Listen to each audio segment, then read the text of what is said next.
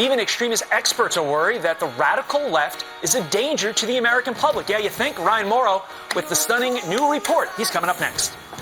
Good morning. Good morning. Nice to see you. I know, I don't have any kids, so I celebrate. Hey.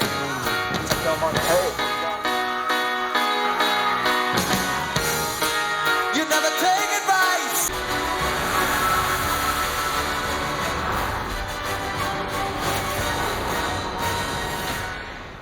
After last week's assassination attempt of Republicans at a baseball practice in Virginia, why is the left just now being called out for extremist positions? Vice News ran with this headline, quote, extremism experts are starting is a key word there, to worry about the left. Ryan Mauro is a security analyst with the Clarion Project. He joins us now. Ryan, a little late?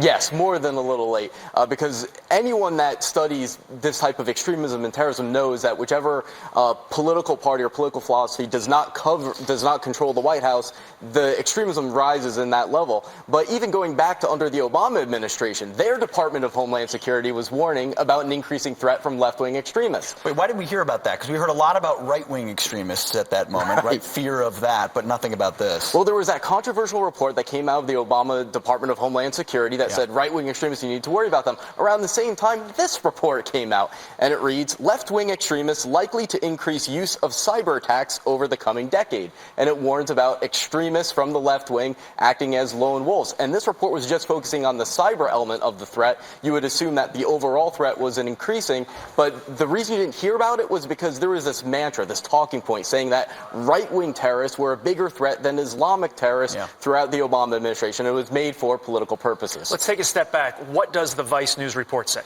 Well, first of all, Vice News is a left-leaning outlet. And even they are saying, and quoting experts as saying, look, we've got a problem here with extremists from the left becoming increasingly violent. Some might say it's not terrorism, but still if you're rioting and you're getting into fights at protests, that shows a violent current that we need to be very concerned about. And I've got to tell you, when I look at the political discourse in the country, the hatred that it triggers this type of violence, it's one of the things that disturbs me the most. Here we go on the screen right now. You see things like this. I mean, a lot of this has been also, whether they're pro-Trump supporters or conservatives or anti-Sharia law protests, those protests are peaceful. It's the counter-protest of the anti-fascists or left, whatever they want to call themselves, that bring the violence into the mix. Is that part of what Vice News is talking about here? Oh, absolutely. And it's a pretty sharp contrast there when you see how the different political philosophies deal with their grievances. You have peaceful protesters, and you may not like some of the signs, but then you have people that are trying to burn and attack people with the signs. But we have to take this very seriously, because even the founding fathers, right from the beginning, warned about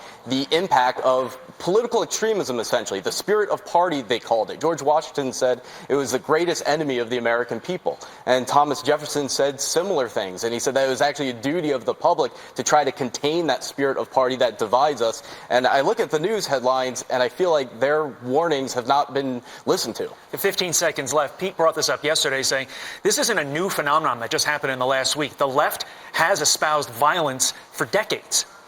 Sure, and if you look at the history of terrorism, you would see a huge amount of left-wing terrorism going on before 9/11, particularly during the Cold War era. So this is something that deserves our attention just based on historical patterns, and that's not to dismiss what's sometimes called right-wing terrorism, even though I don't like that type of terminology, but we have to pay attention to extremism on both sides. And it's even more frustrating when they deny the Islamist threat at the same time. So, yes, Ryan, absolutely. thank you very much. Appreciate your expertise. Sure.